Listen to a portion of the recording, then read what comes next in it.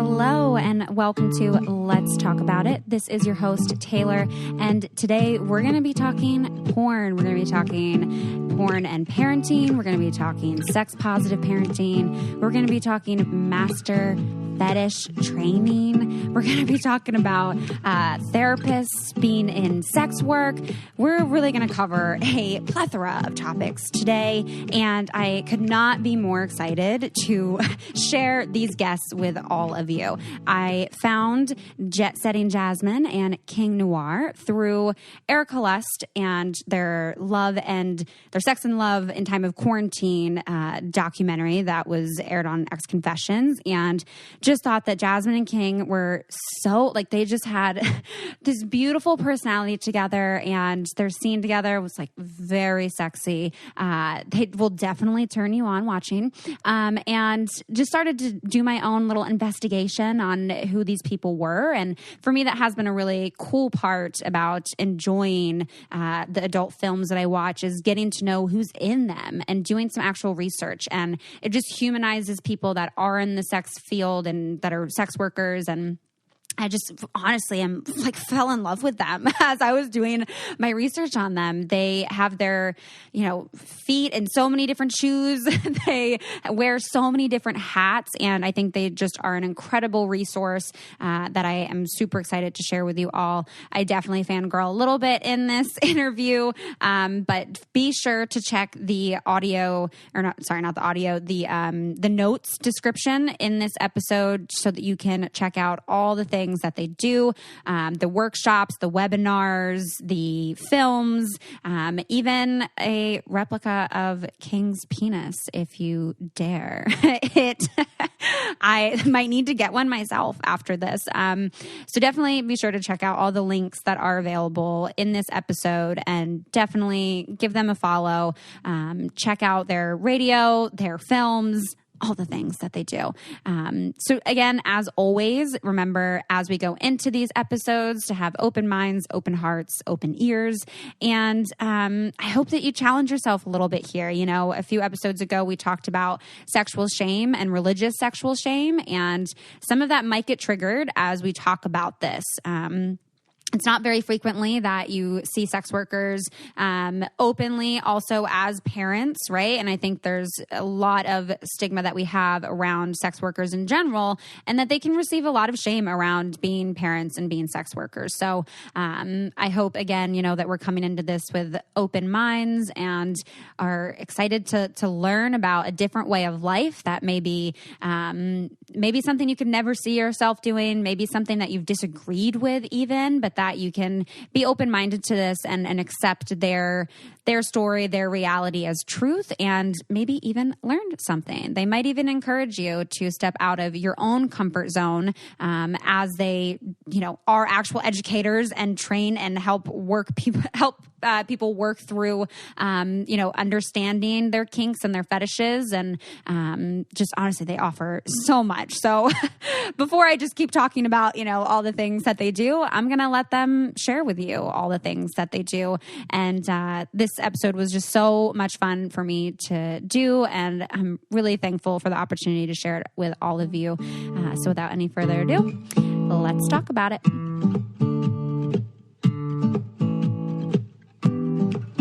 All right, so welcome Jasmine and King to the show. I'm so excited for both of you to be here. I feel like I'm already very in love with you both, and I'm super excited to get to know the both of you more. So thank you so much for being here. Thank you so much for having us. Yeah. There are so many things I want to talk to you both about. You both do so many things in several spaces, from music to podcasting to education to therapy to entertaining to training, so many things. And I'm like, I don't want to miss anything. So can we start off with maybe just each of you kind of sharing what your roles are in life, from parenting to work? Tell us all a little bit about what you all do. Sure. Let's see if we can do this. In life, she's okay. Don't miss nothing. Yeah. All right. So we are parents. First and foremost, we have a 19-year-old, a soon-to-be 16-year-old, and a soon-to-be 2-year-old. And for that reason, we wear so many hats professionally to feed and to support them. I am a clinical therapist and have been for the last 15, 16 years. And I am the owner and lead therapist for Blue Pearl Therapy. I am the co-owner with this gentleman of Jet Setting Jasmine, LLC, which is a sex education and entertainment company. We are also co-owners of Royal Fetish Films, our 3-time award-winning. 3 times. Whoop, whoop. Count them. I guess whoop, whoop, whoop 3 times. Award-winning adult entertainment company. Okay, that's more. All right. Okay. You want me to do the rest of it? Yes, We please. also have Royal Fetish Radio, which is a podcast that, we have a couple of, categories for it now, because we also do porn and politics radio as well, where we discuss politics and the ins and outs of how it intertwines and weaves with sex. And then we also have Royal Fetish Records, where Jasmine is Diddy / Suge Knight. Mostly Suge. Yeah. And I am the MC, writer, and performer. What else are you missing? Fetish training? We also are master fetish trainers. We help people identify what their fetishes are and find healthy and orgasmic ways to live them in their everyday lives, whether that's as a solo, in a couple, in a group, whatever the setting is. And we also perform in front of the camera for our own company and also others who hire us out. Yeah. That too. And we're ambassadors for Cam4, where we do live fetish shows weekly. We're friends. We are also educators.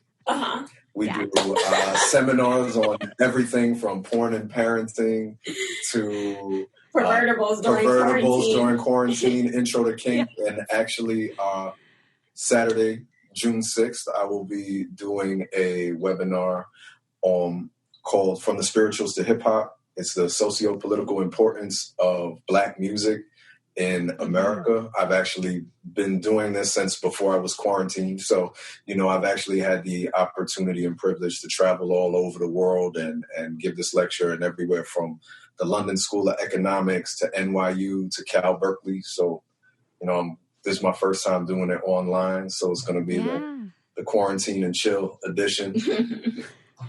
I love it. That's what we do. All of that. Yeah, I mean, I'm like, this is going to be like a 5-hour episode.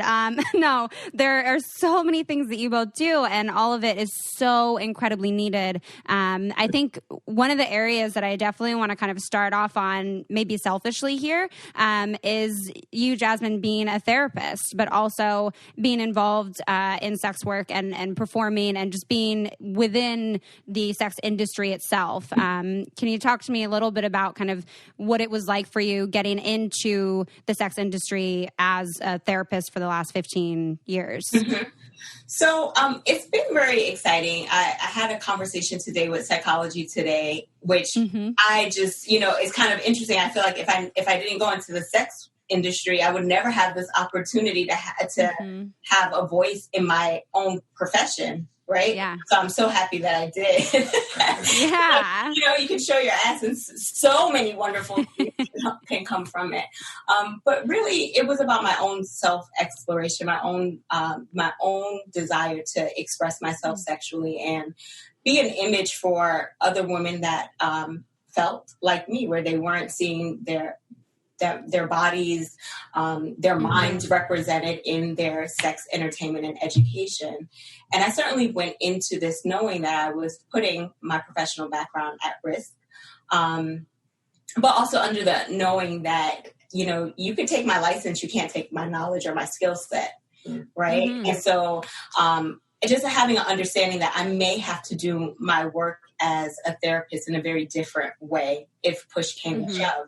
And I've been very fortunate. There certainly have been challenges where I've been called to the table to defend my stance as a therapist and my decision-making capacity, some would say.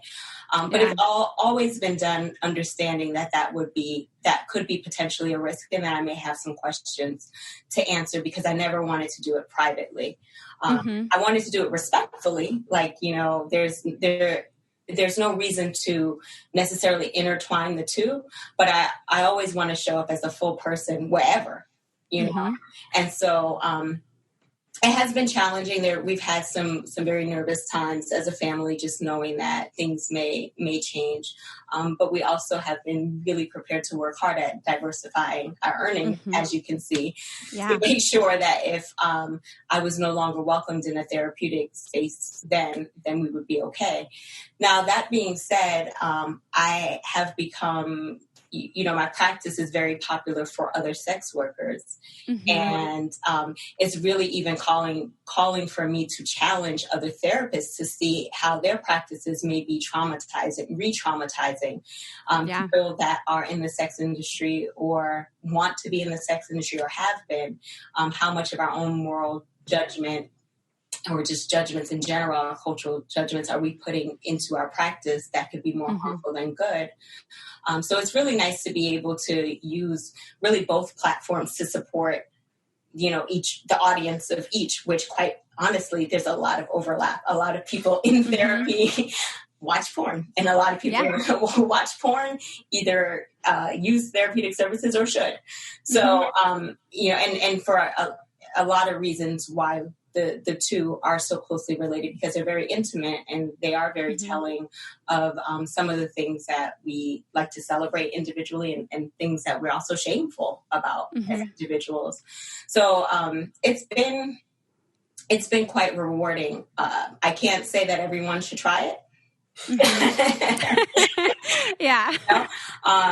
But at the same time, I hope that it shares a model for people that, the only job that should really have an interference in if you have sex or not should be maybe religious. I should have been a nun if I wanted to be told by my profession what I can and cannot do with my body sexually, but I didn't. I became a therapist and I promote self-determination and empowerment for people, including myself. Speak on it. I love you. I think also as Jasmine's partner in business, being on set with Jasmine, and so I was in the industry before Jasmine was. So Jasmine stepping into this space and bringing all of her expertise and experience in the mental health world has made being on set different. It's in a good way.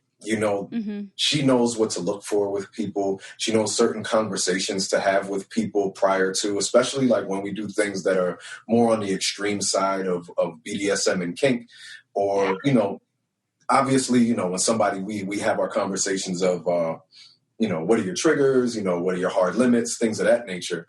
But Jasmine's expertise makes it get even more in depth in that aspect. And then when we're actually filming and having a scene, her capacity mentally just flourishes in those, because she doesn't just have to use, a tool or an item to take somebody on this ride. She's using what she has built up over all these years from being able to just pay attention to someone and the things that they've said. You guys. I've been doing it. Yes, y'all are doing it all. All right, it's time for a short break here. As we're talking about sex in this episode, it wouldn't feel right if I didn't also offer you a sex resource for some fun sex toys.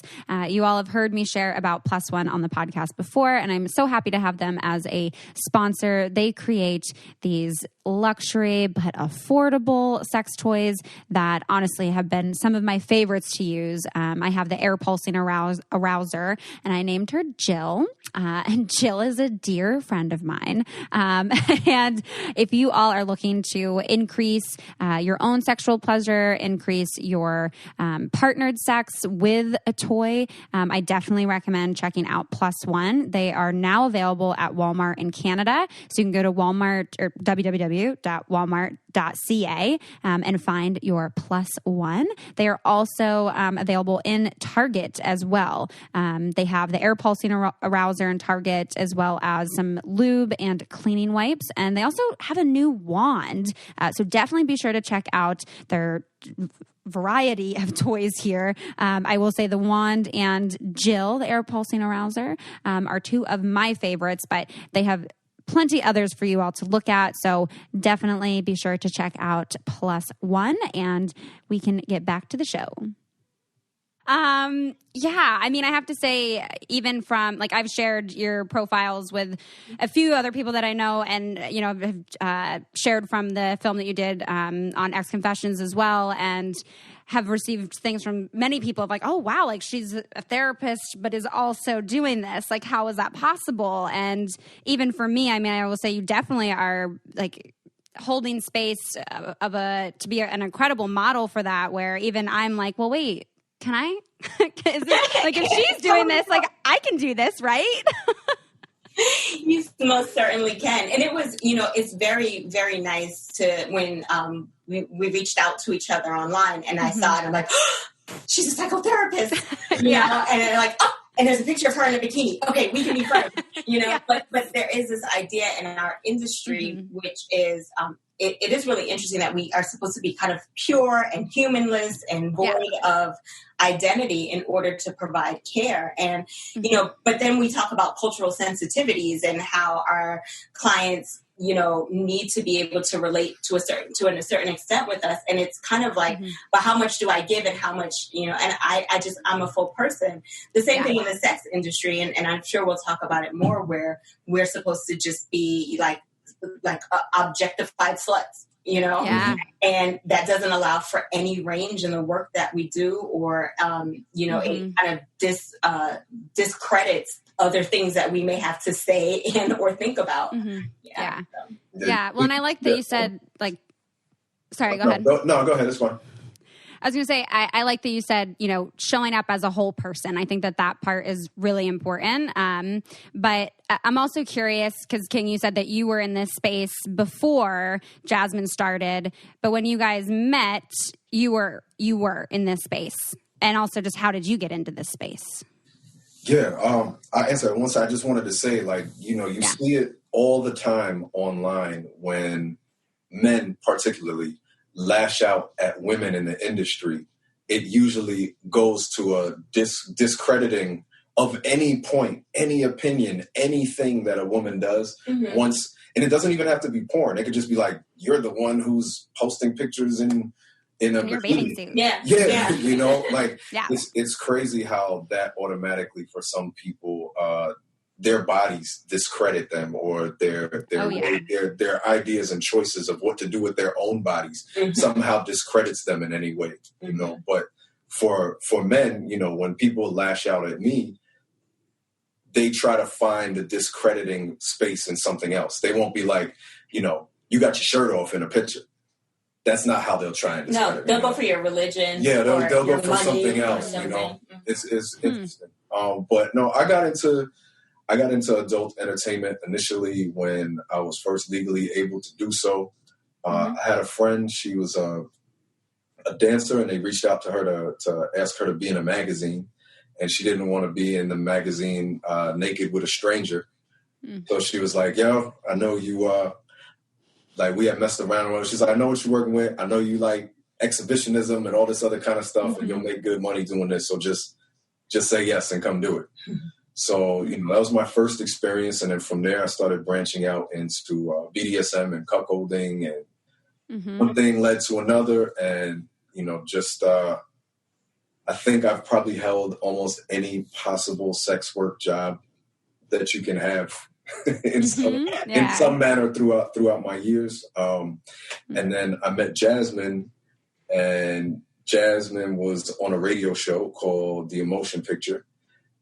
And they were interviewing me about what it's like to be a sex worker and to date. Yeah, literally those questions were just coming up in my head. I'm like, I wonder what that experience is like for you. So, yeah, I mean, the thing that stood out to me about Jasmine, first and foremost, was that she had no filter in asking any of the questions. You know, over the span of I don't know, when was that interview? Like maybe 2011. 2011. Mm-hmm. So just within the span of that 9 years, though, there's been so many conversations that have been had in the public that people are a lot more comfortable asking these questions. Mm-hmm. But in 2011, especially because people primarily knew me for hip hop, and during the time that Jasmine was interviewing me, I think I had just come back from Guinea-Bissau, West Africa, and we built a school, a freshwater well, and a medical clinic there. So people asking me about my sex work on radio shows that they just spoke to me about this on, they did not know how to do it whatsoever at all. So it's kind of like going back to that other thing, like, oh, the good work that you've done is discredited because you fucked on film, you know? So, but Jasmine didn't care. So her first question was just like, how do you not have AIDS and you're a porn star? You know what I mean? I was like, oh, okay. Like, so we gonna get right to it. And, you know, and to me, that's important, you know, like the pass system and talent testing and all of these things that we do, you know, we're tested more than the average person. Most people don't get tested every year, let alone 4 or 5 times a month. Right. So like just being able to open up that conversation, and then kind of like how Jazz did her background on you, she did her background on me to find out, you know, we were both doing parties at the time, and we decided to kind of like bring our talents together and double up on all the things that we were both in it for, you know? Yeah, and then we started going half on babies, and here we are. We doubled up on it. There we go. Yes. So I feel like a question that a lot of people have just when they get to know the two of you and seeing the work that you do is being in this space and raising children. I know you guys have taught workshops on sex positive parenting and being in the sex industry and also being parents. How do you guys start those conversations with children? What does that look like for the two of you? I mean, one of your children's 19 years old, she's very much an adult. You know, how do you navigate the work that you do as a parent? Mm-hmm. I think first and foremost with that is everything has to be spoken about age appropriately. And this goes whether you're in the industry or you're not in the industry, you know, having those conversations with your kids about their sexuality, sex, what's appropriate, what's not appropriate. All these conversations are conversations that have to be had all the time. There's not one talk that you're ever going to have that's going to cover it all, or all the things that they're going to experience or feel, whether it's before puberty, after puberty, during puberty, whatever, you know, so adding onto it the same kind of conversation that you have as an adult with whatever your profession is. Because chances are, for the most part, kids don't care what you do. They just care that the food is there, the roof is over their head, you pay them the attention they want, and when that new toy comes out, they have it before their friends do. You know, so the age appropriate is kind of like, you know, there is a point in time when it's like, hey, you're on social media, we got to block you, you know, or you're out there on a computer and you're searching things that you shouldn't be searching because you're underage. So even worse, you'll probably find your parents on there. So you shouldn't be searching it in the first place, you know. But I think that people think that just because we're in porn that there's some kind of like conversation or something like, I don't edit our films in front of our kids. That's completely inappropriate, you know.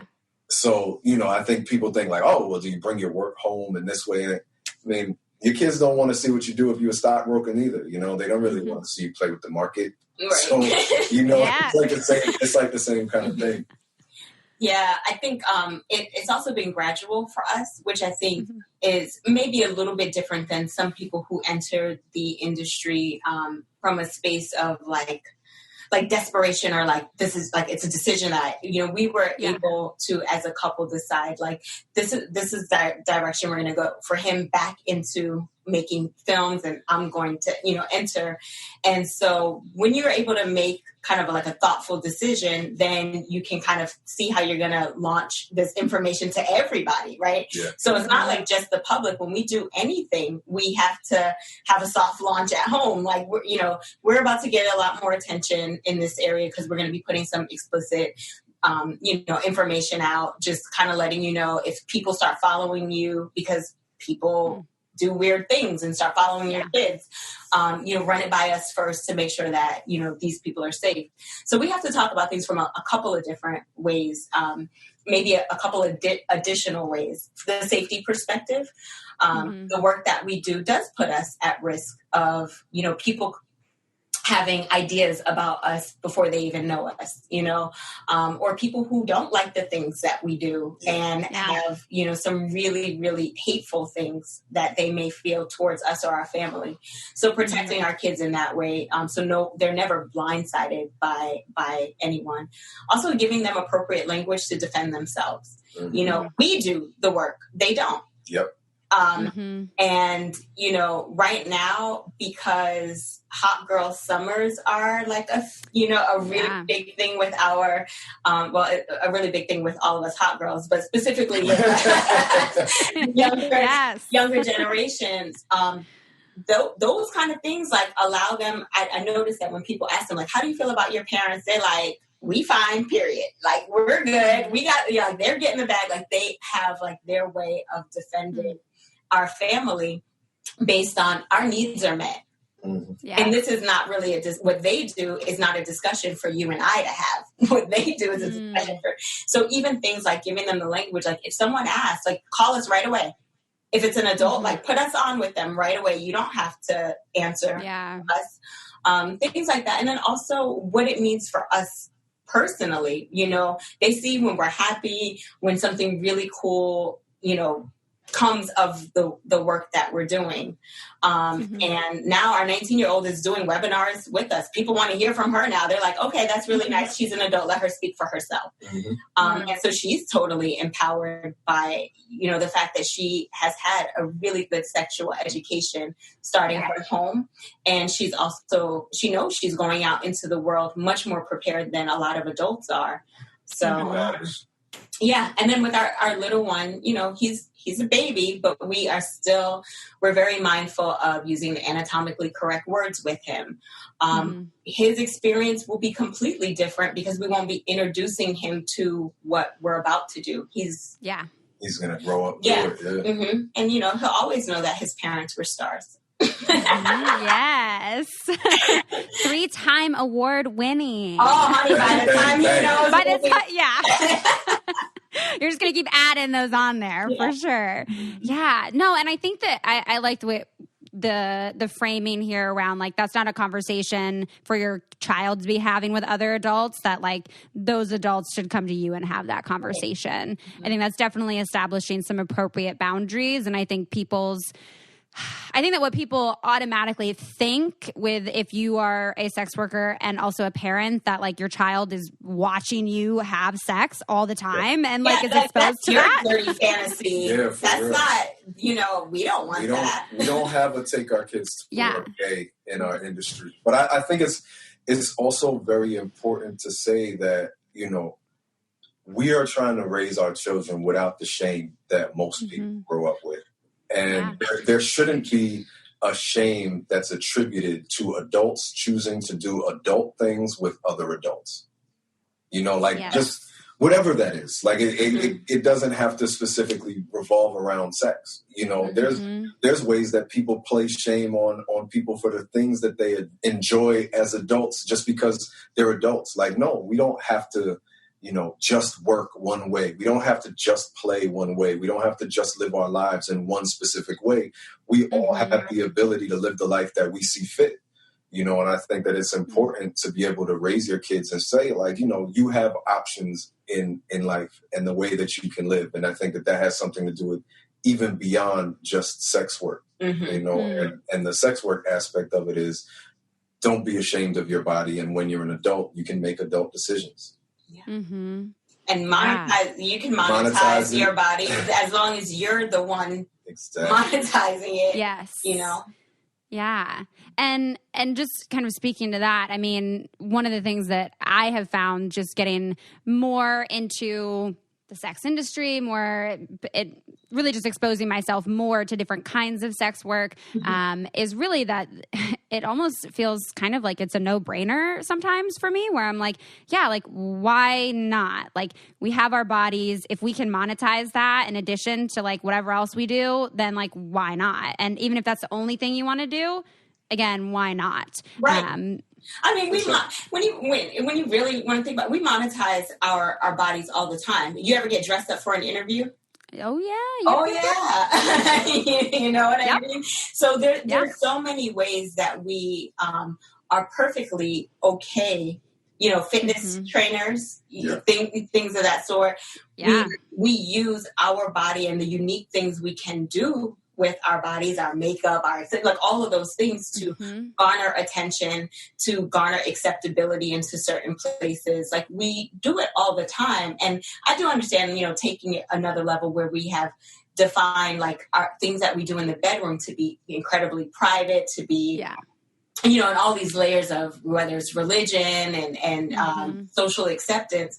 But if you personally don't subscribe to those things, it's not your shame to hold. It's a responsibility of the people who don't agree with what you do to steer clear of it because it doesn't meet their value set, not mine. I mean, we live in a society that's willing to sell you sex in every single possible way imaginable. Yep. You know, they'll sell you sex to make you buy, you know, cola or you know, anything. But then if you are a woman that's breastfeeding, they'll be like, no, that can't be outside. But you literally just have a naked person drinking a Sprite or something. You know what I mean? So they try to make it seem like there's this separation that's only okay when it's done in one particular way. Right. Or they sell you, you know, violence nonstop.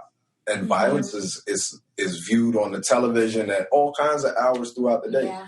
But something that is actually two people showing love, like just kissing even. You know, it's still viewed and frowned upon. So it's all right to change those ways. It's okay to combat those ways. And the two of you are definitely a great example of changing that. So thank you for that. I do want to get into some of the BDSM, kink, fetish training work that you both do. Can you maybe just talk a little bit first about the role that mental health plays with BDSM? I know that's something that you've done workshops on. And I think there's, unfortunately, this stigma around BDSM that if you're into BDSM, you're super kinky and like something must be wrong with you. Yeah, that is the stigma and the stereotype around it. And, you know, it's pretty sad because we see people that are in, you know, marriages for 30, 40 years and they are doing heinous things with sex that have nothing to do with BDSM, but we don't put a whole label on, you know, vanilla sex or, you know, all of these ways, like these, I don't know. It's really frustrating because when you do kind of come across that line and take a look at what happens in kink spaces, the high levels of communication, the high levels of self-awareness and awareness of your partner, consent. There's enthusiastic consent. Oh my goodness. Yes. There's so much the empowerment of making your needs known, clear communication, setting boundaries, before care, after care, you know, all of these things that we can really benefit from in our just day-to-day relationships. Forget the sex and the kink and the whipper and the whips. Like, just if I could get this in a workplace setting, then, you know, I think we would all be better for it. The mental health aspect tends to come in pretty heavy when people have used, and there are kink-friendly providers and things of that sort, so that your listeners know that they can, you know, maybe outside of us also find other kink-friendly professionals that will help use the BDSM space to help people do things like communicate better with their partners, to not disassociate during intimate play. Yeah. You know, to help us be, you know, a lot of people have come into the dominatrix world as finding a way to still participate in sex, but in a position that doesn't allow them to succumb to power dynamics where they have to take on, you know, the desires of their partner, which we often see in kind of regular traditional vanilla sex, which is generally cis male led. Yeah. So you know, I've been really fortunate to see a lot of people do some groundbreaking things in their own personal development through BDSM, and just, you know, talking about it from the context of how there's some rules set in place already in that lifestyle that people can really lean heavy on when you're trying to build like this trust within yourself again, to be allowed to be touched or to have autonomy of your body or to explore your body. So that has been, you know, it's been very interesting. I think something that's important to say to your listeners is that we don't suggest that you use BDSM in place of mental health support. We don't, you know, it's definitely something that could be supplemental, you know, or it's something that you can use to help explore limits and boundaries. But we certainly believe that those that are challenged with mental health or extensive trauma should certainly speak and work with a professional in combination with what they may be doing in kink spaces. Yeah. And so can you share a little bit about how being a master fetish trainer works? Like, what does that entail? I imagine a lot of things. So let's take you, for example. What is one of your fetishes? I turn the tables right there. I'm totally open to it. See, this is the thing though. I think isn't like the way that we define a fetish something that's like non-vanilla? Well, really, a fetish is anything that turns you on that is not directly correlated to procreation. Oh yeah. I like, it really turns me on when guys make fires. Like if you like build a fire, okay. I'm like, I want to attack you and I want you to attack me.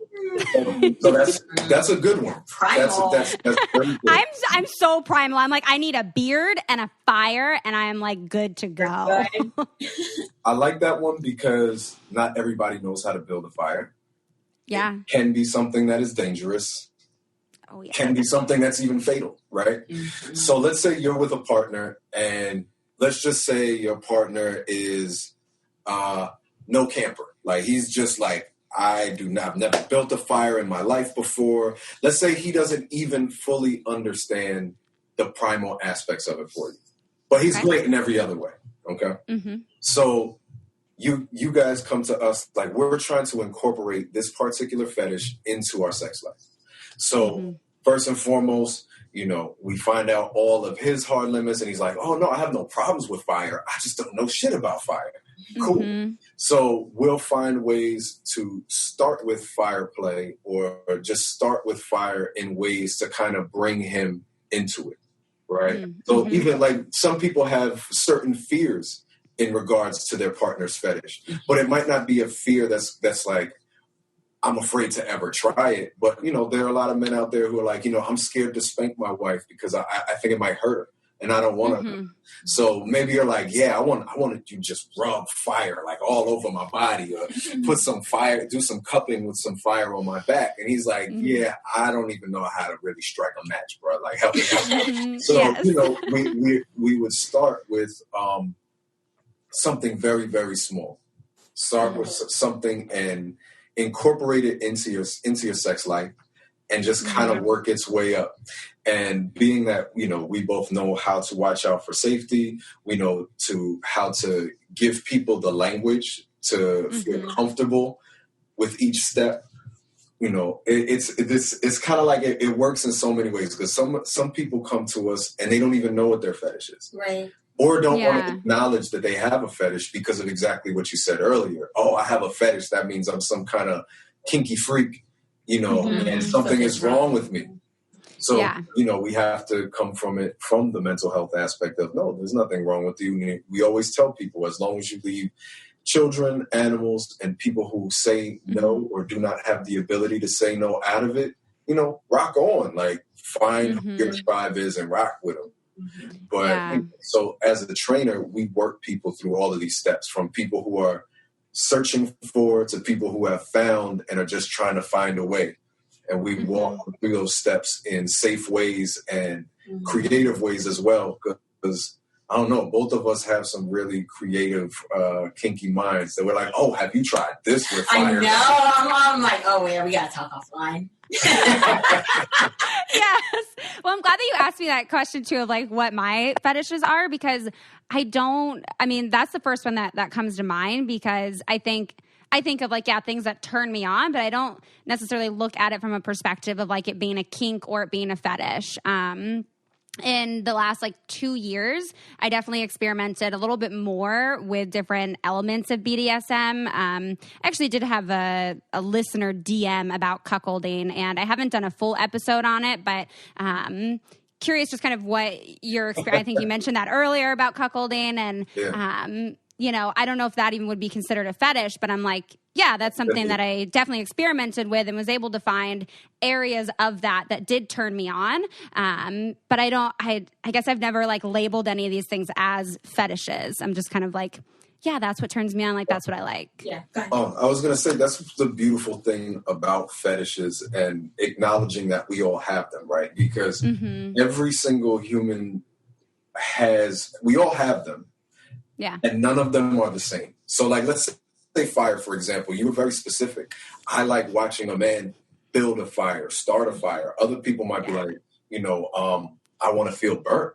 I want little singes of fire, or I like dancing around fire. So even something like cuckolding, in cuckolding scenarios, you have a cuckold, you have the wife, and you have a bull, right? Mm-hmm. So of those three things, think of the possibilities for all the turn-ons for each one, So not all cuckolds are the same. Some people want to watch and never engage. Other people want to be this close.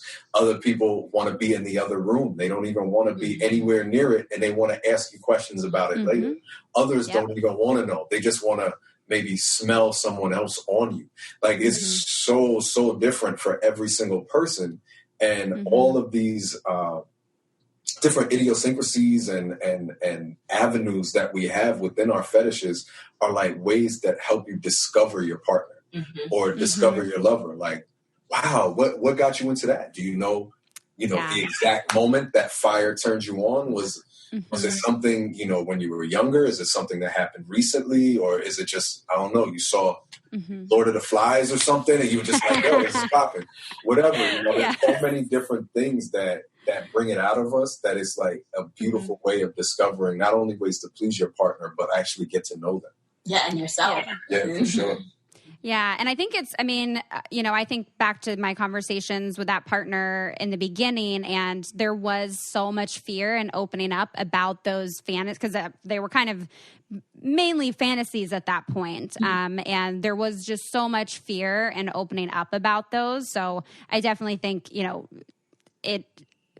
first of all, you guys are just an amazing combination here, but especially the piece that you guys can add around mental health and just around communication as trainers to walk people through this, I imagine is incredibly powerful work, because it's not something that people get to see necessarily in a healthy form in any kind of mainstream way. I mean, when it comes to BDSM, there was, the Christian Grey stuff that came out, and I think even parts of that were questionable, but it did give it some attention for people to be able to get interested in it. Right. I'm curious just kind of what is, if you can think of anything, the most common situation or scenario or thing that gets brought to you both as a trainer in this space. I have one. Oftentimes we get lovely wives saying, I want my partner to handle me the way I saw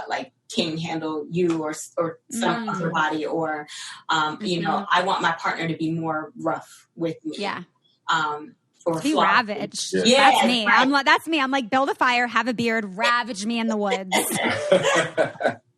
Outdoors. Yeah, see, we learning more as we go. Yeah, I'm really primal.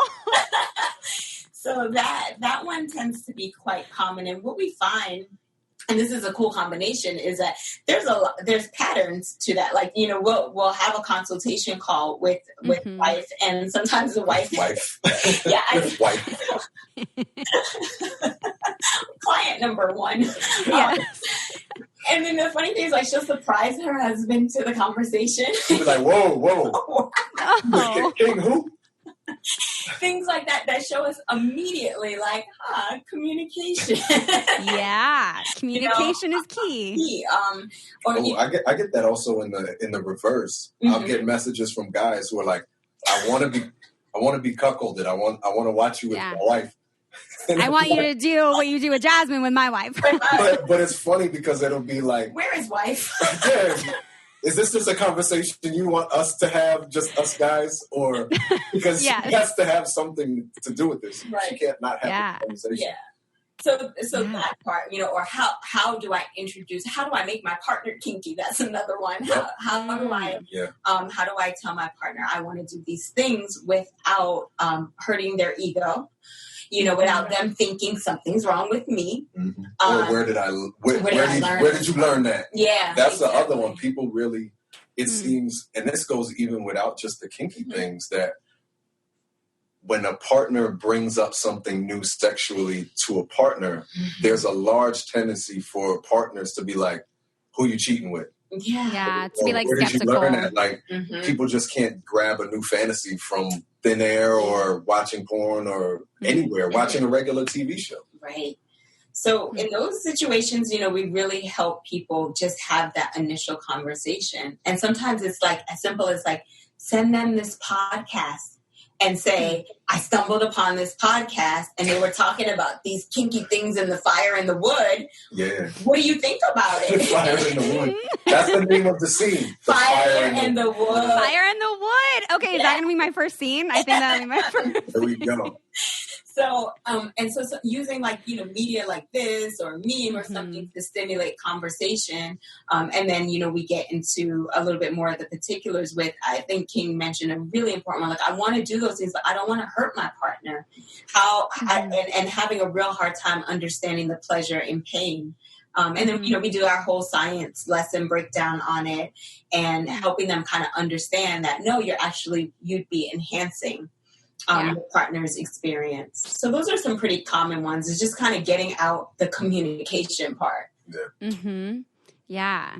Yeah. I imagine that the communication piece just sounds so huge in all of this. And unfortunately is very much left out of our sex education and a lot of times in our childhood as we're being raised. So I already see this, but I'm like, hopefully this will also help listeners have a better understanding of how, you do not have to immediately think it's a red flag or it's something negative that parents can also be sex workers. That there's actually a lot that they can bring to their child's growth and experiences around sex, around having healthy communication that can be really positive. Absolutely. For sure. Yeah. One other area I want to make sure that we touch on while I have you both today is around being people of color within the sex space.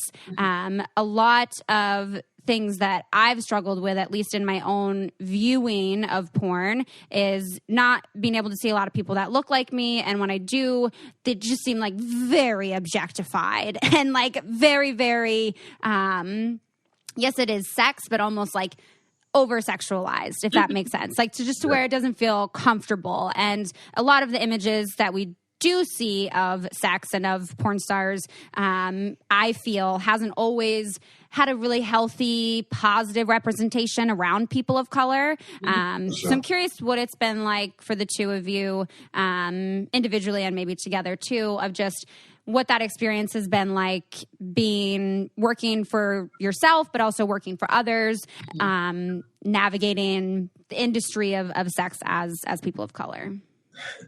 Well, I like to talk about things from the perspective of being an owner first, just because that shit is boss. But own it. It's funny. Like we also owned a gym, right? And people used to come to our gym, and they would ask us where, like, the manager is or where the owners are. And I'll be like, you're looking at them right here. And I do find that happens, particularly when we were first starting.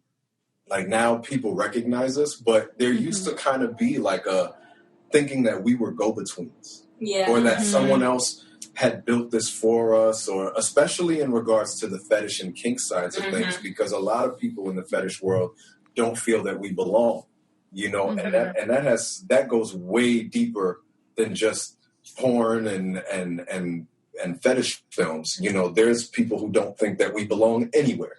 So it just is like a microcosm of everything else. Absolutely. But then, you know, as a performer, I have dealt with racism in probably every aspect you can imagine. And sometimes I've dealt with it while I was naked, which really fucking sucks. Yeah. You know what I'm saying? Like, oh my like, gosh. I can laugh at it now just because of the ridiculousness of it. But, you know, I've been called a nigger on set before. And the person who said it was offended that I was offended. White fragility. Yeah. I've been, you know, referred to as the black guy, even though I've already been introduced to everybody by name. And not only do you have my performer name, but to even get started, you had to do my paperwork. So you got my government name too, you know, and, you know, things like that.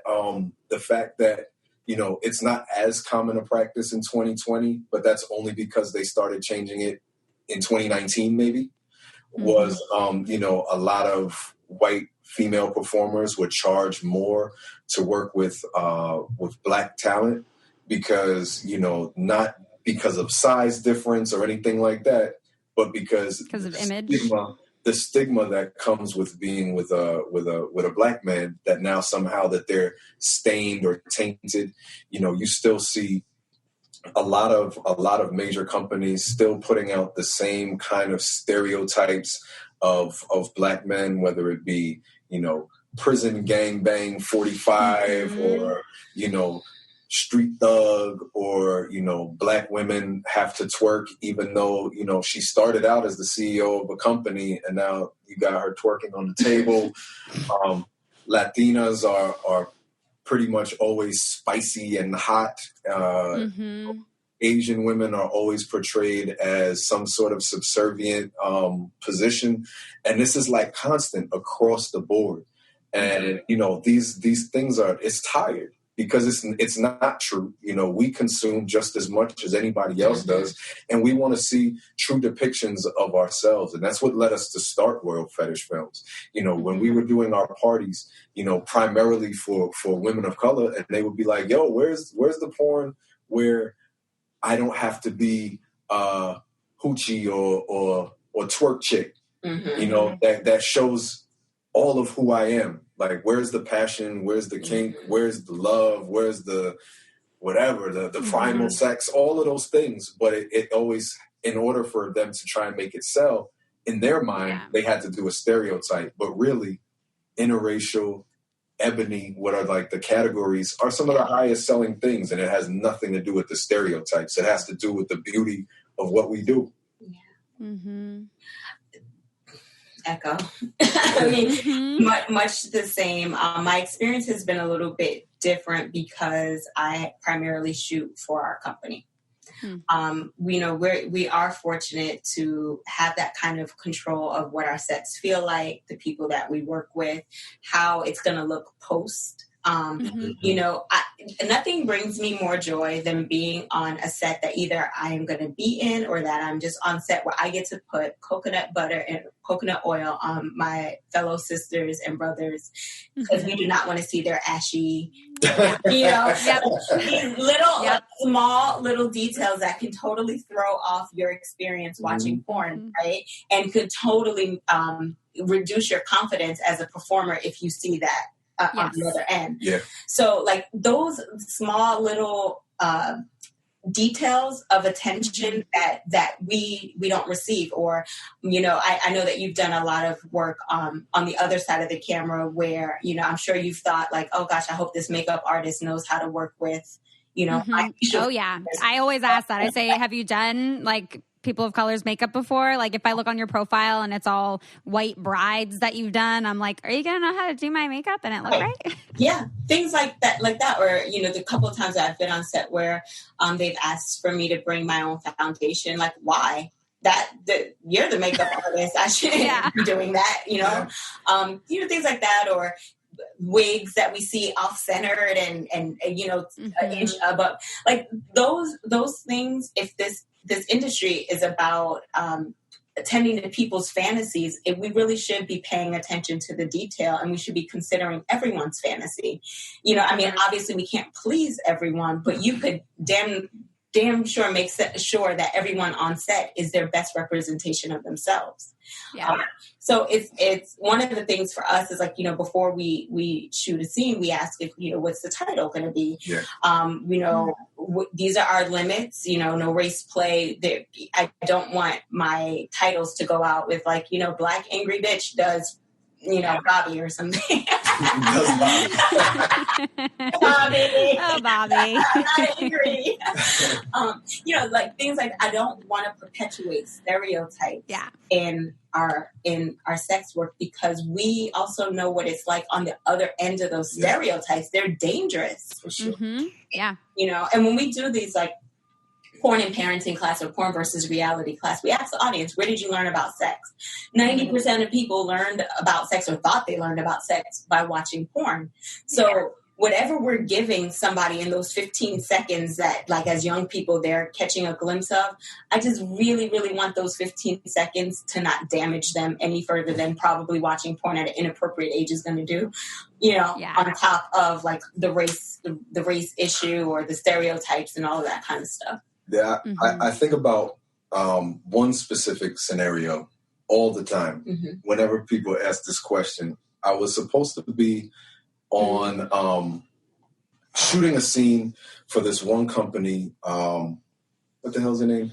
Asylum. ASS. Asylum. Right? And they always Asylum.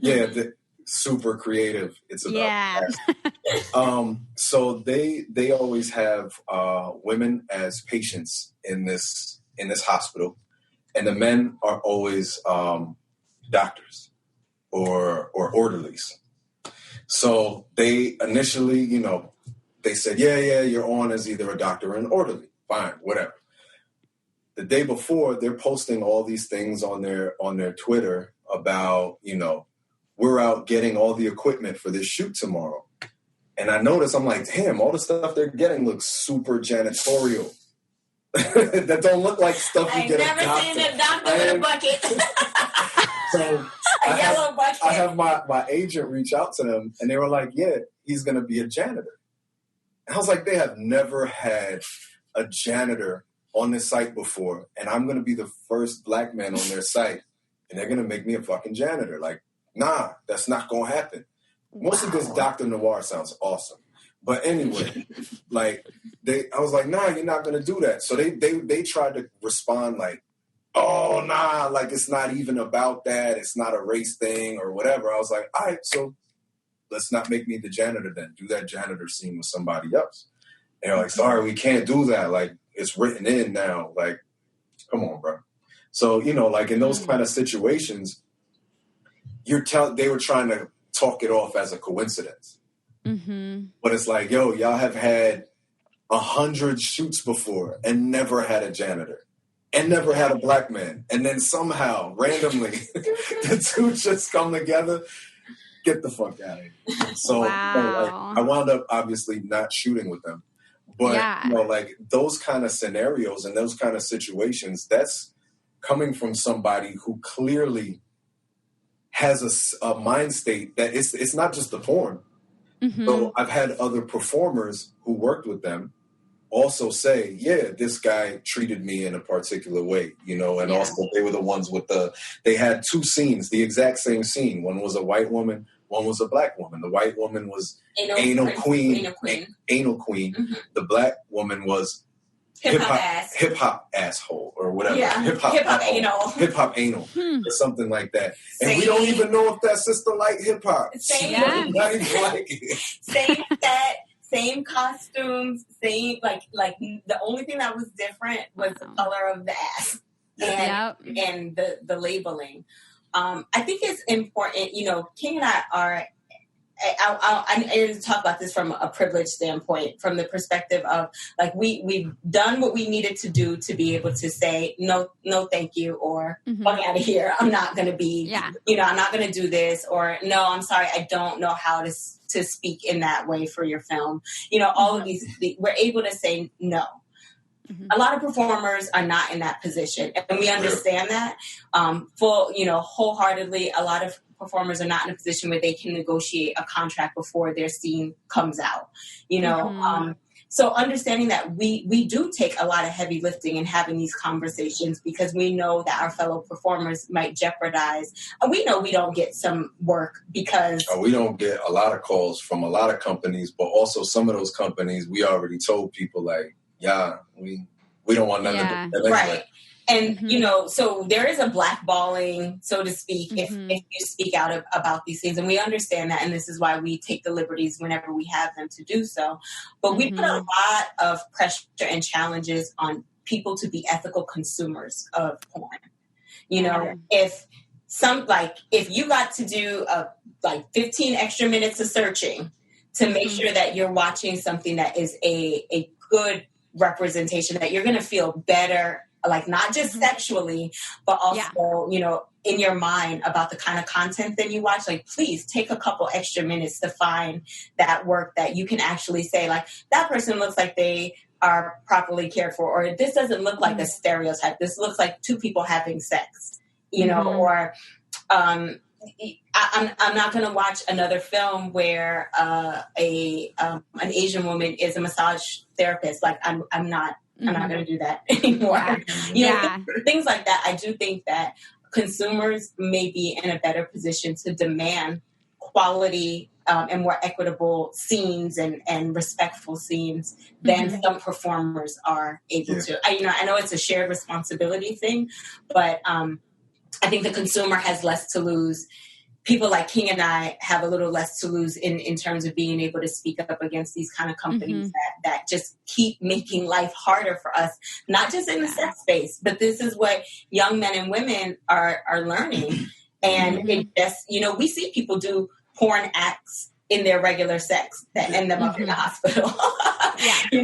So or people who think that, because they saw that scene where somebody used the N-word on somebody in the scene, that it's okay to speak to somebody like that in the street, or because they've seen all these porns where it was, black man with a white woman, then they automatically are responding to that when they're out as well. Like, oh yeah, this black guy, he wants to fuck my girlfriend.